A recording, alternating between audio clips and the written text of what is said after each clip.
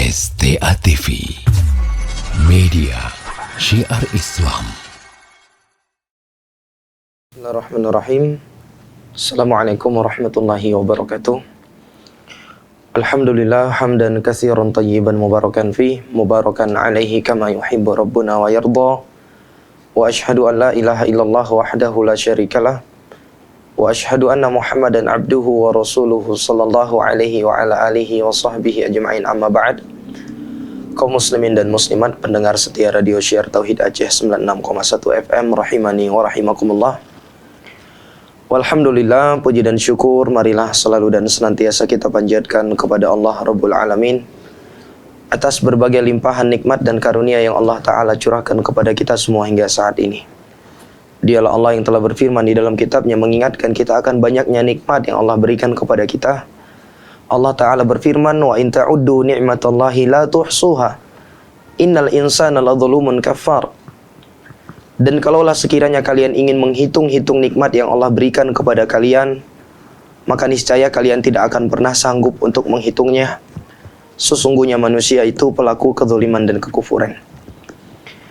Kemudian salawat teriring salam tentunya tidak lupa untuk selalu kita perbanyak, kita sanjung sajikan kepada junjungan kita Nabi besar Muhammad ibn Abdillah salawatullahi wassalamuhu alaih, kepada keluarga beliau, para sahabat beliau, serta orang-orang yang mengikuti jalan beliau hingga akhir zaman.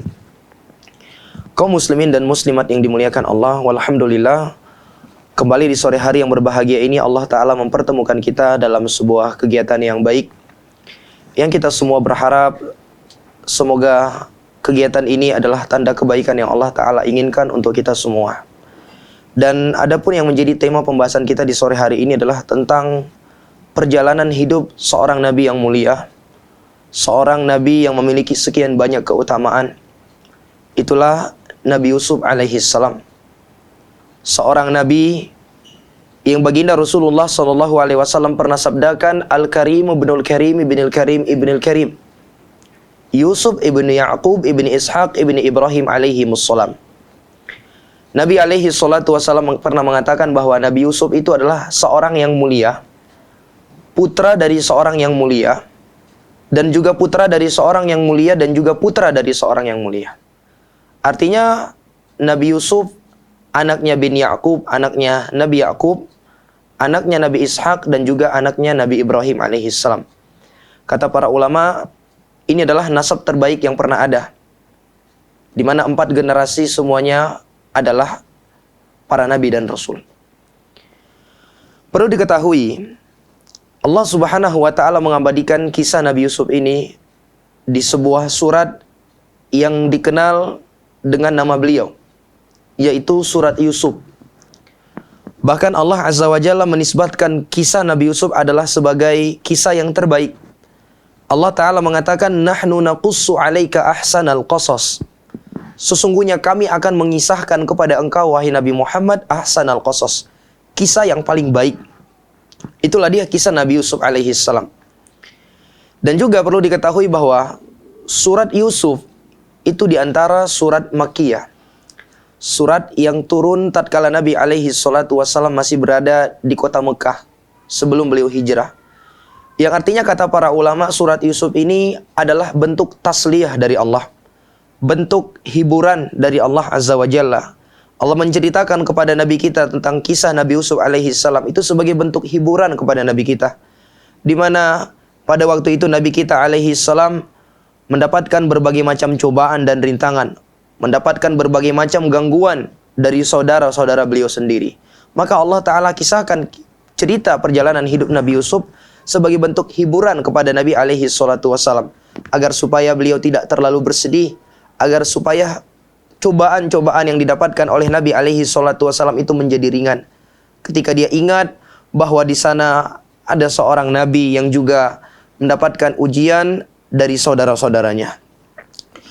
Allah Subhanahu wa Ta'ala mengawali kisah Nabi Yusuf ini dengan mimpi yang dialami oleh Nabi Yusuf alaihi salam, di mana dia mengkhabarkan kepada ayahnya. Allah Ta'ala mengatakan, idh qala Yusufu li abihi ya abati inni ra'aitu ahada asyara kaukabah wa syamsa wal qamara ra'aituhum li sajidin. Nabi Yusuf mengatakan, Allah berfirman, dan ingatlah tatkala Nabi Yusuf berkata kepada ayahnya Yakub, wahai ayahku, sesungguhnya aku melihat di dalam mimpiku 11 bintang serta bulan dan matahari, semuanya mereka itu sujud kepada aku. Dan tentunya mimpi yang dialami oleh Nabi Yusuf ini adalah mimpi yang sangat agung. Ya, kita melihat dari zahirnya saja dalam mimpi yang sangat agung, apalagi nanti setelah kita mengetahui ta'wilnya, bahwa yang dimaksud dengan 11 bintang itu adalah 11 saudara yang dimiliki oleh Nabi Yusuf. Adapun bulan dan matahari adalah kedua orang tua Nabi Yusuf, Nabi Yakub dan istrinya Rahel. Ya, dan perlu diketahui bahwa Nabi Yakub alaihi salam itu memiliki 4 orang istri. Nah, dari 4 orang istri ini lahirlah 12 orang anak. Ya, lahir 12 orang anak, yang ini semualah nanti menjadi asal muasal Bani Israel. Kita tahu bahwa Bani Israel itu adalah nama lain dari Bani Yakub, anaknya Nabi Yakub alaihi salam. Nah, di antara 4 orang istri beliau itu ada salah seorang yang bernama Rahel, dan itulah ibundanya Nabi Yusuf dan saudaranya yang satunya lagi Benyamin. Baik.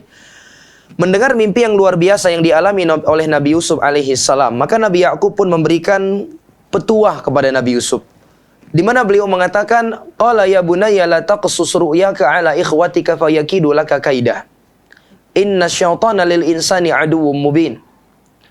Beliau mengatakan, wahai anakku, janganlah engkau menceritakan mimpi yang engkau alami ini kepada saudara-saudaramu. Fayakidu laka kaidah, sehingga itu membuat mereka nanti akan memiliki rencana buruk kepada engkau. Sesungguhnya syaitan itu adalah musuh yang nyata bagi manusia. Petua Nabi Yakub kepada Nabi Yusuf ini, jamaah yang dimuliakan Allah, adalah dalil yang kata para ulama bahwa seseorang itu tidak dianjurkan untuk menceritakan seluruh nikmat-nikmat yang dia dapatkan. Tidak semua nikmat-nikmat dan kelebihan yang kita dapatkan itu harus kita ceritakan kepada orang. Tidak semua kelebihan yang Allah berikan kepada kita harus kita publish di hadapan orang lain. Karena bisa jadi tatkala kita memberitahukan kepada mereka, itu akan membuat mereka terjatuh ke dalam hasad, yang tentunya itu akan merugikan kita.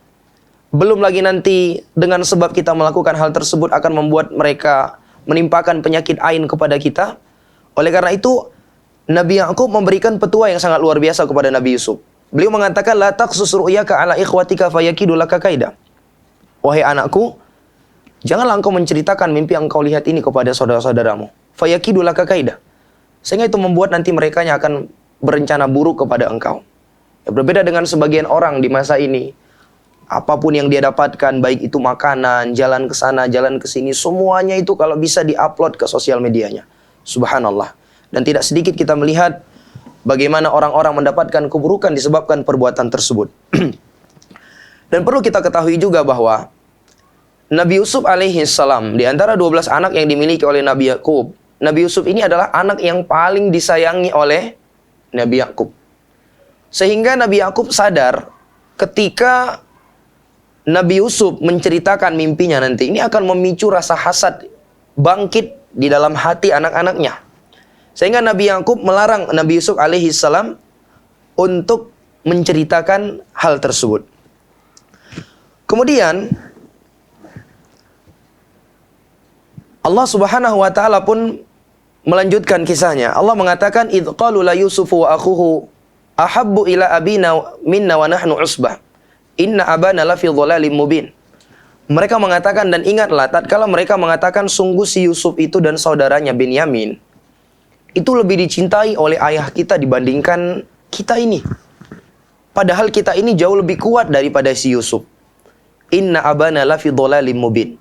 Sesungguhnya ayah kita ini berada di dalam kesesatan yang sangat nyata.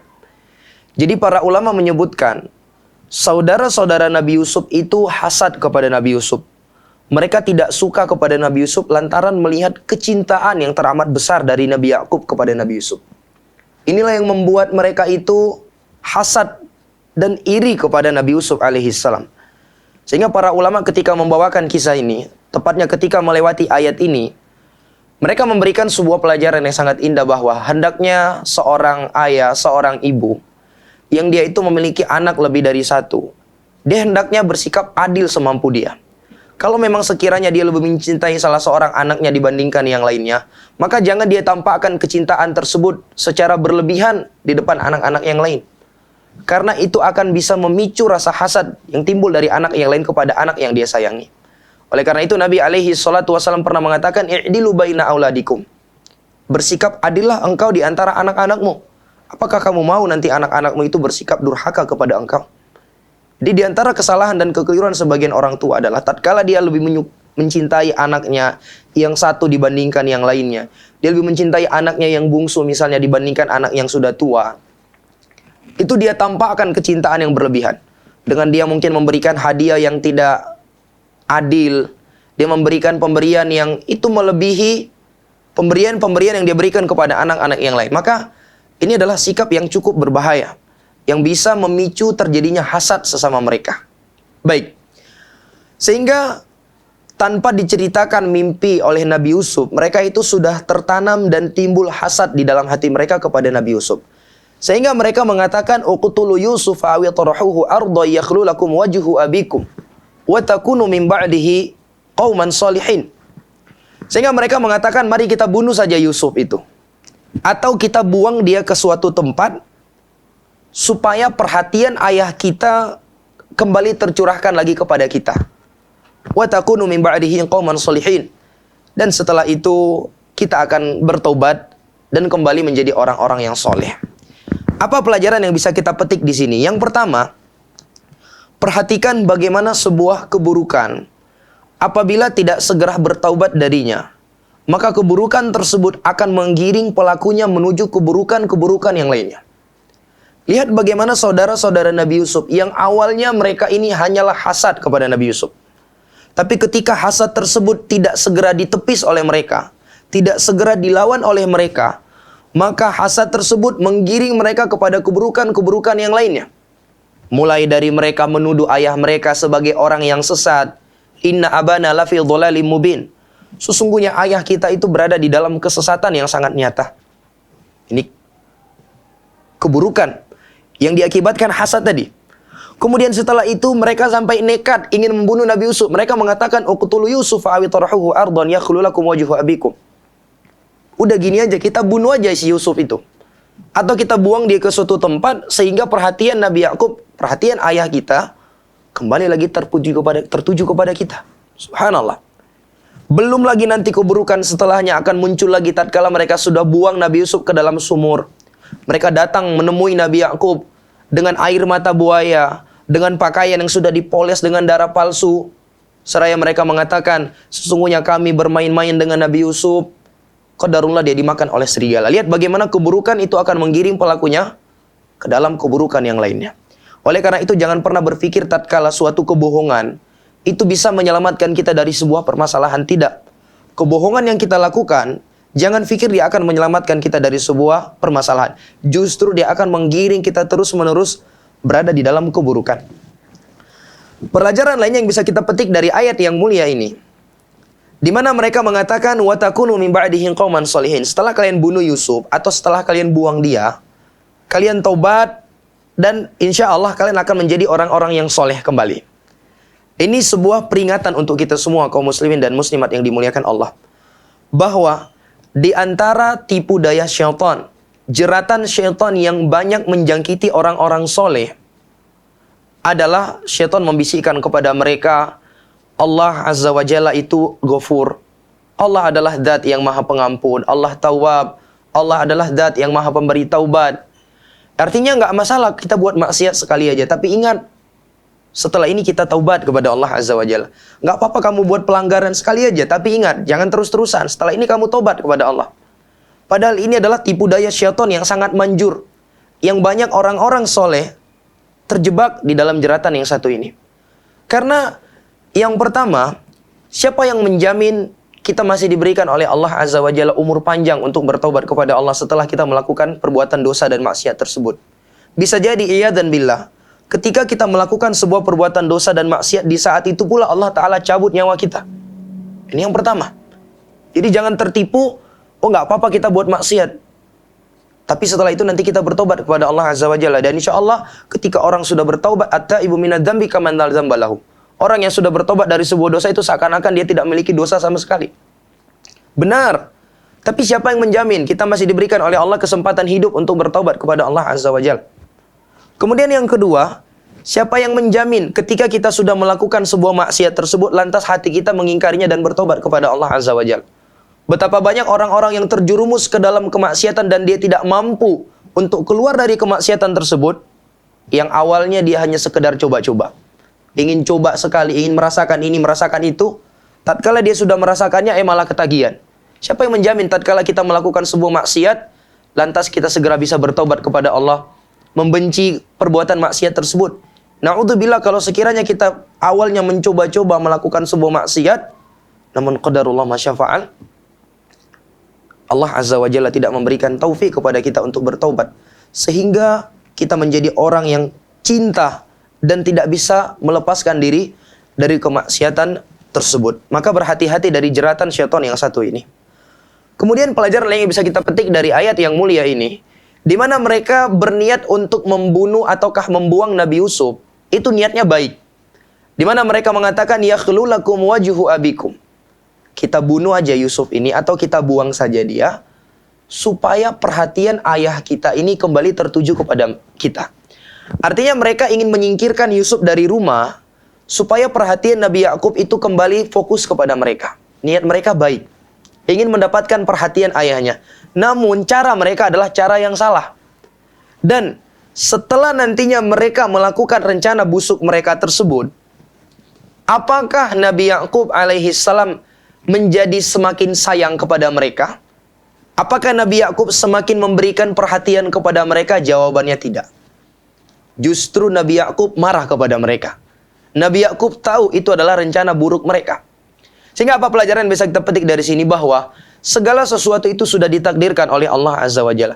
Jangan sampai kita rela untuk menggapai suatu hal yang kita inginkan, padahal sebenarnya itu tidak Allah takdirkan kepada kita, justru membuat kita mau menempuh dengan cara-cara yang tidak dibenarkan. Betapa banyak orang-orang yang ingin mendapatkan dunia hari ini, sampai-sampai mereka rela melakukannya dengan cara yang dimurkai oleh Allah, dengan cara yang melanggar batasan-batasan Allah. Namun pada akhirnya dunia tersebut mereka tidak dapatkan. Betapa banyak orang-orang yang menginginkan kekuasaan hari ini, padahal kekuasaan itu tidak Allah takdirkan untuk dia. Tapi dia rela untuk mendapatkannya itu menempuh cara-cara yang tidak dibenarkan. Padahal setelah dia menempuhnya tetap juga dia tidak mendapatkannya. Oleh karena itu pentingnya kita untuk beriman dengan takdir. Kalau memang sesuatu itu sudah Allah takdirkan kepada kita, pasti akan kita dapatkan. Dan sebaliknya, kalau sekiranya sesuatu itu tidak ditakdirkan untuk diberikan kepada kita, maka bagaimanapun cara kita meraihnya, apakah itu dengan cara yang diridhoi oleh Allah, sekalipun dengan cara yang dimurkai oleh Allah, maka tentu kita tidak akan pernah mendapatkannya. Baik. Nah, dalam proses musyawarah tersebut, ada salah seorang di antara mereka yang memberikan solusi. Dia mengatakan, la taqtulu Yusuf wa alquhu fi ghayabatil jubbi yaltaqituhu ba'du sayyarati in kuntum fa'ilin.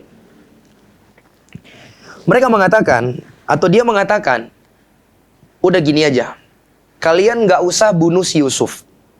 Wa alquhu fi ghayabatil jubb.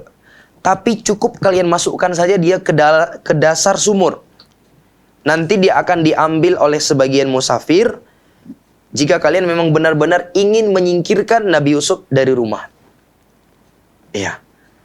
Maka akhirnya mereka pun sepakat untuk menerima usulan ini. Mereka berencana nggak jadi membunuh Nabi Yusuf. Mereka cukup membuang Nabi Yusuf ke dalam sumur. Maka mereka pun rame-rame mendatangi Nabi Yakub alaihi salam. Mereka mengatakan, ya abana ma laka la ta'manna ala Yusuf wa inna lahu lanasihun.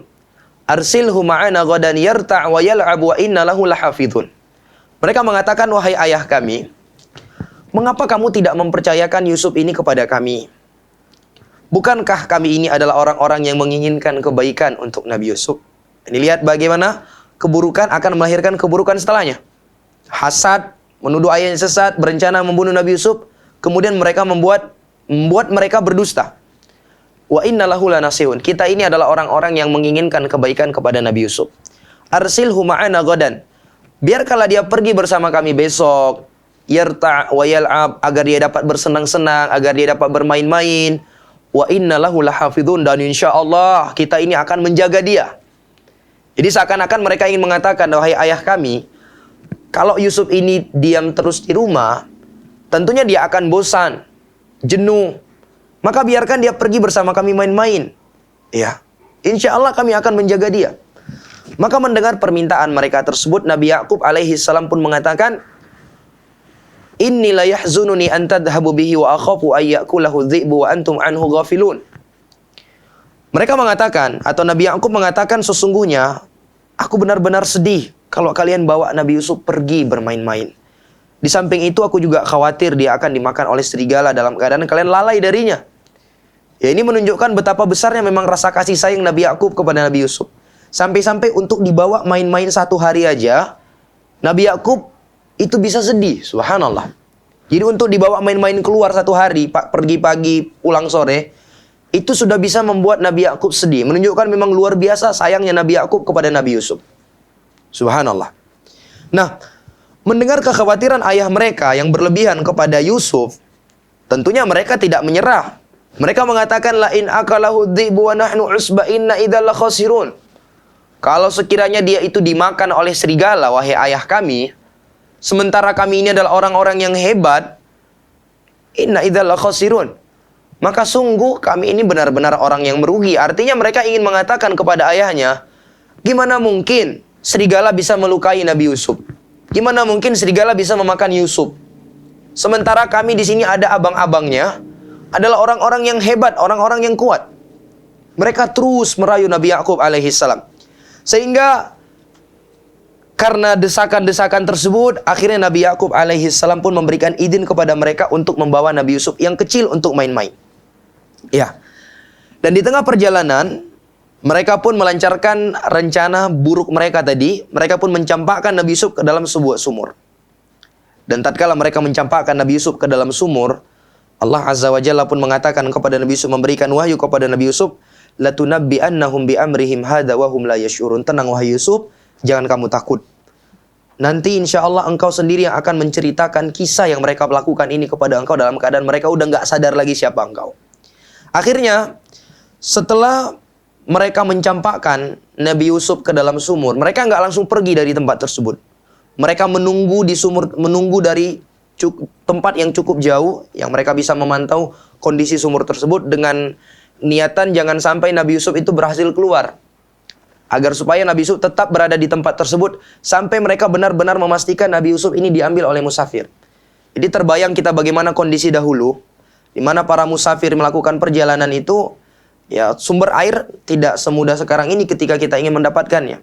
Jadi biasanya para musafir itu tahu di mana lapak-lapak yang ada airnya. Sehingga mereka ketika kehabisan bekal, mereka akan singgah di tempat tersebut. Nah benar saja, Allah Azza wa Jalla mengatakan, waja'at sayyaratun fa'arsalu waridahum fa'adla dalwa. Qala ya bushra hadha gulam wa asarruhu bidha'a wallahu alimun bima ya'malun. Allah mengatakan, dan datanglah sekelompok musafir pada waktu itu ke tempat sumur yang mereka membuang Nabi Yusuf di situ. Mereka pun mengutus seseorang dari kalangan mereka untuk mengambil air. Lalu ketika orang tersebut menurunkan timbanya, dia melihat Nabi Yusuf. Seraya dia mengatakan, qala ya bushra hadza gulam. Duhai senangnya kita, ini ada seorang anak muda. Wa asarruhu bidha'ah wallahu alimun bima ya'malun. Dan akhirnya mereka pun menjadikan Nabi Yusuf sebagai barang dagangan, sedang Allah Azza wa Jalla Maha mengetahui apa yang mereka lakukan. Jadi musafir ini mengira Nabi Yusuf ini adalah budak kecil yang lepas ataukah yang kabur, sehingga mereka mengambilnya dan mereka menjadikan Nabi Yusuf kecil ini sebagai barang dagangan mereka. Nah, melihat hal tersebut, apa yang mereka inginkan sudah terjadi. Akhirnya saudara-saudara Nabi Yusuf itu datang ke sumur tersebut untuk lebih memastikan lagi kalau Nabi Yusuf ini bakalan dibawa pergi oleh para musafir tersebut. Mereka pun mengatakan, ketika sudah datang ke sumur tersebut, ini adalah budak kami yang lepas. Kalau memang kalian mau, maka belilah kepada kami dengan harga yang murah, nggak apa-apa. Allah mengatakan, wasyaruhu bithamanin bakhsin darahima ma'dudati wa kanu fihi minaz zahidin. Mereka pun menjual Nabi Yusuf dengan harga yang cukup murah. Dengan harga yang cukup murah. Karena memang pada asalnya mereka nggak menginginkan Nabi Yusuf. Para ulama menyebutkan, kenapa mereka mesti menjual Nabi Yusuf? Kenapa mereka nggak biarkan aja dibawa pergi oleh musafir? Para ulama memberikan jawaban bahwa tatkala musafir itu sudah mengeluarkan modal nantinya untuk mendapatkan Yusuf kecil, maka tentu mereka nggak akan membiarkan Nabi Yusuf lepas begitu aja. Mereka akan benar-benar menjaga Nabi Yusuf supaya mereka mendapatkan untung atau minimalnya mereka nggak rugi. Ya beda halnya kalau mereka sekedar mendapatkan Nabi Yusuf, bisa jadi akan timbul kasihan di hati mereka. Ini anak kecil nih. Ya udah kamu pergi aja. Akhirnya nanti Nabi Yusuf kembali pulang ke rumahnya. Ketemu lagi dengan ayahnya Nabi Yakub. Nah, mereka sengaja menjualnya dengan harga yang murah supaya musafir tersebut ketika mendapatkan Nabi Yusuf mereka sudah mengeluarkan modal. Sebagaimana pada umumnya, apalagi musafir yang memang mereka para pedagang, ketika mereka sudah mengeluarkan modal, tentunya mereka nggak mau melepaskan Nabi Yusuf secara cuma-cuma. Tentunya tidaklah mereka melepaskan Nabi Yusuf setelah mereka mendapatkan untung atau minimalnya modal mereka kembali. Akhirnya Nabi Yusuf alaihi salam pun dibawa pergilah oleh musafir tersebut. Yang mana musafir tersebut qadarullah memang melakukan perjalanan ke arah Mesir. Nah, inilah awal cerita nanti kok bisa Nabi Yusuf itu nanti tinggalnya di Mesir. Padahal Nabi Yakub dan anak-anaknya dahulunya tinggalnya di Palestina. Dibawalah Nabi Yusuf tinggal ke Mesir yang dia akan diperdagangkan dan nantinya dibeli oleh seorang menteri. Baik. Nah, kita kembali ke saudara-saudara Nabi Yusuf. Allah Ta'ala sebutkan bagaimana kisah kelanjutan mereka. Allah menyatakan, waja'u abahum isya'a yabukun. Qalu ya abana inna dhahabna nastabiqu wa tarakna Yusuf al-inda mata'ina fa'akalahu dhib. Wa ma anta bimu'minin lana wa lakunna sadiqin. Mereka mengatakan, Allah katakan, waja'u abahum isya'an yabukum. Mereka pun datang kepada ayah mereka di waktu isya. Di waktu malam. Jadi mereka nggak langsung pulang di siang itu. Sengaja mereka tunda kepulangan mereka. Seakan-akan ingin menggambarkan memang sudah terjadi sesuatu yang besar. Ini luar biasa. Drama yang telah mereka persiapkan untuk mengelabui Nabi Yakub alaihissalam. Subhanallah. Bagaimana makar mereka itu telah disusun sebegitu matangnya. Mereka tunda kepulangan mereka sampai malam hari. Tidak hanya itu, ia bukun, kata Allah. Mereka menangis, mengeluarkan air mata buaya. Menangis mereka. Seakan-akan mereka ini sudah sedih kehilangan Nabi Yusuf. Kemudian mereka mengatakan, ya abana, wahai ayah kami, inna dhahabna nastabiq. Kami tadi pergi, kemudian kami lomba lari. Wa tarakna Yusuf inda mata'ina. Adapun Yusuf, kami biarkan menjaga barang-barang kami. Jadi kami pergi 10 orang. Perlu diketahui tadi anak Nabi Yakub ada 12. Yang melakukan makar ini adalah yang 10 orang. Adapun yang satunya lagi Benyamin, saudara kandung Nabi Yusuf, seayah dan seibu, itu tidak tahu menahu masalah rencana buruk yang dilakukan oleh mereka. Jadi Benyamin itu tinggal di rumah. Jadi yang keluar itu 11 orang, termasuk diantaranya Yusuf. Dan mereka mengatakan, Yusuf kami tinggalkan di tempat barang-barang kami pergi lomba lari. Tatkala kami pergi lomba lari, fa'akalahu dhi'ib. Qadarullah, Yusuf pun dimakan oleh serigala. Wa ma anta bimu'minin lana walau kunna shadiqin. Tapi sepertinya wahai ayah kami, kamu tuh nggak percaya sama kami walaupun kami ini adalah orang-orang yang jujur. Subhanallah. Dan tidak hanya itu, Allah katakan waja'u ala qamisihi bidamin kadzib. Mereka juga datang kepada Nabi Yakub, menemui Nabi Yakub membawa baju Nabi Yusuf bidamin kadzib yang sudah dilumuri oleh darah palsu. Jadi luar biasa ya skenario yang mereka persiapkan untuk mengelabui Nabi Yakub. Kepulangannya ditunda sampai acara nangis-nangisan lagi, dibawa lagi baju Nabi Yusuf yang sudah dilumuri darah palsu. Subhanallah. Maka mendengar hal itu, Nabi Yakub alaihi salam pun mengatakan, qala bal sawwalat lakum anfusukum amra. Sebenarnya jiwa kalian yang buruklah yang telah menghiasi niatan buruk kalian tersebut. Artinya di sini, Nabi Yakub 100% gak percaya kepada anak-anaknya bahwa Nabi Yusuf itu sudah dimakan oleh serigala. Mungkin ada yang bertanya, kok bisa Nabi Yakub gak percaya? Padahal mereka sudah mengatur rencana mereka sedemikian rapinya. Mereka tadi telah kita sebutkan pulangnya di malam hari sengaja ditunda, pakai acara nangis lagi, dibawa darah palsu lagi, ya, yang sudah dilumuri ke baju Nabi Yusuf. Dijawab oleh para ulama, kenapa Nabi Yakub langsung tahu tanpa ngecek dulu? Langsung Nabi Yakub tahu kalau anak-anaknya ini bohong. Yang pertama kata para ulama, karena Nabi Yakub sudah mengetahui kalau Nabi Yusuf itu bermimpi. Sebagaimana di awal kisah. Mimpi yang sangat agung. 11 bulan matahari dan bulan itu sujud kepada Nabi Yusuf. Tentunya ini adalah mimpi yang sangat agung. Dan mimpi tersebut belum terjadi.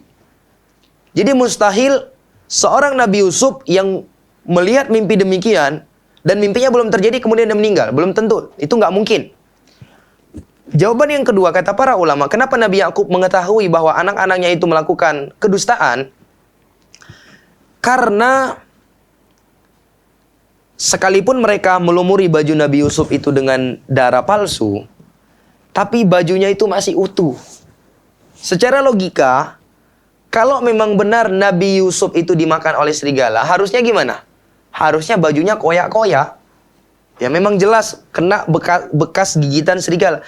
Nah, ini bajunya masih utuh. Sehingga Nabi Yakub dari sini tahu ini adalah tipu daya anak-anaknya. Subhanallah. Lihat bagaimana ujian yang begitu besar yang didapatkan oleh Nabi Yakub alaihissalam. Iya. Tapi apa yang dilakukan oleh Nabi Yakub? Apakah Nabi Yakub justru menyate anaknya yang 10 tadi? Justru memberikan hukuman yang keras? Tidak. Nabi Yakub mengatakan, "Fasabrun jamil. Wallahul musta'anu ala ma tasifun." Nabi Yakub mengatakan, maka kesabaran itu yang terbaik hari ini. Kesabaran itu yang paling indah. Dan hanya kepada Allah aku meminta pertolongan atas cerita dusta yang kalian ceritakan ini. Subhanallah. Kaum muslimin dan muslimat yang dimuliakan Allah. Nabi Yakub alaihi salam adalah manusia yang paling dicintai oleh Allah Azza wa Jalla yang hidup di masa itu. Beliau seorang nabi. Beda halnya dengan Nabi Yusuf yang belum menjadi seorang nabi. Nabi Yakub adalah manusia yang paling dekat kedudukannya kepada Allah Azza wa Jalla di masa itu. Tapi lihat bagaimana ujian yang Allah berikan kepada Nabi Yakub. Begitu besar juga. Beliau diuji dengan anak-anaknya yang ingin membunuh adik mereka sendiri.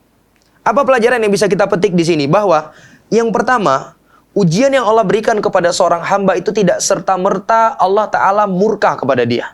Tidak serta-merta Allah itu benci kepada dia. Bisa jadi Allah Azza wa Jalla memberikan ujian kepada seorang hamba itu adalah sebagai wujud kasih sayang Allah kepada dia. Allah ingin melihat kesabarannya, Allah ingin mengangkat derajatnya, Allah ingin memberikan pahala yang lebih kepada orang tersebut. Makanya di dalam sebuah hadis Nabi alaihi salatu wasallam pernah bersabda, "Innallaha idza ahabba qauman ibtalahum." Allah itu kalau cinta kepada suatu kaum, Allah berikan kepada mereka ujian. Jadi tatkala kita mendapatkan berbagai macam cobaan dan ujian di dalam kehidupan kita, jangan cepat-cepat kita itu berburuk sangka kepada Allah Azza wa Jalla. Jangan cepat-cepat kita menuduh Allah Azza wa Jalla itu tidak sayang kepada kita. Tidak. Bisa jadi Allah memang sengaja berikan ujian itu kepada kita sebagai bentuk kasih sayang Allah. Nabi alaihi salatu wasallam mengkhabarkan, "Man yuridillahu bihi khairan yusibi minhu." Siapa saja yang Allah Ta'ala inginkan untuknya kebaikan, Allah akan berikan kepada dia ujian. Iya. Jadi jangan sampai ujian yang kita dapatkan itu membuat kita tidak beradab kepada Allah Azza wa Jalla. Tapi kan ujiannya kok begitu besar. Iya, Nabi alaihi salatu wasallam sudah mengatakan, Inna rajul yubla ala qadri imanihi. Sesungguhnya seseorang itu akan diberikan oleh Allah Azza wa Jalla ujian sesuai dengan kadar keimanannya. Kama qala sallallahu alaihi wasallam. Ini pelajaran yang pertama. Kemudian pelajaran yang kedua, bahwa ujian yang menimpa seorang hamba itu berbeda-beda jenisnya. Berbeda-beda kadarnya. Ada orang yang diuji dengan anak-anaknya yang bandel seperti Nabi Yakub alaihi salam. Subhanallah. Ada orang yang diuji dengan harta. Ada orang yang diuji dengan pasangan. Ada orang yang diuji dengan orang tua. Ada orang yang diuji dengan tetangga. Intinya ujian setiap orang itu berbeda-beda. Dan Allah lebih mengetahui mana yang layak untuk dijadikan sebagai ujian bagi kita. Sehingga tugas kita adalah bersabar. Lihat bagaimana Nabi Yakub alaihi salam. Tatkala beliau mendapatkan ujian yang begitu luar biasa. Dari anak-anak beliau. Diberikan oleh Allah Azza wa Jalla anak-anak yang nakal. Tapi apakah itu membuat Nabi Yakub tidak bersabar? Tidak. Apakah membuat Nabi Yakub itu berburuk sangka kepada Allah? Juga tidak. Apakah itu membuat Nabi Yakub justru memarahi anaknya, menyate anaknya? Juga tidak. Yang ada Nabi Yakub mengatakan, "Fasabrun jamil." Sungguh kesabaran itulah yang terbaik. Subhanallah. Oleh karena itu, kaum muslimin dan muslimat yang dimuliakan Allah, ketika Allah Azza wa Jalla memberikan kepada kita ujian, mungkin kita diberikan anak-anak yang kurang taat kepada kita, anak-anak yang kurang patuh kepada kita, jangan buru-buru untuk kita mendoakan kejelekan kepada mereka. Solusi yang pertama sekali adalah kita bersabar. Bersabar, mendoakan mereka agar diberikan oleh Allah petunjuk, agar Allah memperbaiki hidup mereka. Ini solusinya. Bukan justru kita mendoakan kejelekan-kejelekan kepada mereka. Karena di antara kekeliruan dan kesalahan banyak orang tua, tatkala anaknya itu sedikit bandel, tatkala anaknya sedikit melawan, tidak taat kepada ayahnya, tidak taat kepada ibunya, lantas dengan mudahnya lisan mereka itu mendoakan kejelekan-kejelekan kepada anaknya.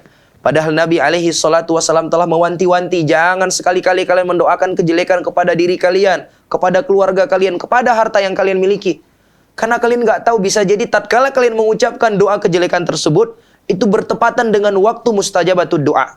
Waktu di mana setiap doa seorang hamba itu dikabulkan oleh Allah. Sehingga apa yang kita ucapkan itu benar-benar terjadi. Apalagi doa orang tua, doa ayah, doa ibu kepada anaknya itu diantara salah satu doa yang dikabulkan oleh Allah Azza wa Jalla. Oleh karena itu, tatkala kita sedang kondisi marah kepada anak kita, jangan pernah sekali-kali kita ucapkan keburukan kepada mereka. Jangan kita doakan kepada mereka dengan keburukan. Tapi doakan mereka dengan doa-doa yang baik. Insya Allah itu yang akan memberikan kebaikan kepada mereka. Itulah yang akan memperbaiki hidup mereka. Beda halnya tatkala seorang ayah, seorang ibu dibuat marah oleh anaknya, lantas dia doakan kejelekan, mati ajalah kau. Ya, pergi aja kau dari rumah ini, ada dasar anak setan. Ini tidak akan memberikan perbaikan sedikit pun. Yang ada semakin membuat anaknya itu semakin berada di dalam keterpurukan. Membuat anaknya semakin jauh dari Allah Azza wa Jalla. Membuat anaknya semakin tidak taat kepada orang tuanya. Sebuah kisah yang disebutkan, yang masyhur, ya, wallahu a'lam, tentang kesahihan kisah ini. Tentang Syekh Abdurrahman As-Sudais, hafizahullahu ta'ala. Ya, siapa di antara kita yang tidak mengenal beliau? Disebutkan beliau itu di masa kecilnya, ya layaknya seperti anak-anak pada umumnya. Ada masa-masa dia bandel, ada masa-masa buat orang tuanya jengkel. Ya namanya juga anak kecil. Tapi disebutkan setiap kali ibunda beliau itu marah, ibundanya selalu berdoa dengan doa kebaikan. Pergilah engkau wahai anakku, semoga Allah jadikan engkau imam di dua masjid haram, Masjidil Haram dan Masjid Nabawi. Setiap kali ibundanya marah, didoakan dengan doa tersebut. Dan subhanallah, apa yang kita saksikan hari ini, beliau bukan hanya imam di dua Masjidil Haram, tapi imam dunia. Ini berkat apa ini jamaah yang dimuliakan Allah? Ya berkat doa dari ibundanya tadi, yang ibundanya sendiri mendoakan tatkala ibundanya marah. Oleh karena itu, tatkala Allah berikan ujian kepada kita dengan anak-anak kita misalnya, Allah berikan ujian kepada kita dengan anak-anak yang nggak taat, atau yang semisal dengan itu, jangan cepat sekali lisan kita mendoakan kejelekan kepada mereka. Doakan kepada mereka dengan doa-doa yang baik. Nah, wallahu ta'ala alam bisawab. Mungkin hanya ini bisa kita sampaikan, insyaallah akan kita lanjutkan di pertemuan yang akan datang. Semoga Allah Ta'ala memberikan taufik dan hidayahnya kepada kita semua, mengampuni dosa-dosa dan kesalahan kita. Amin ya rabbal alamin. Saya akhiri, subhanakallahumma rabbana wa bihamdik, asyhadu an la ilaha illa anta astaghfiruka wa atubu ilaik. Assalamualaikum warahmatullahi wabarakatuh.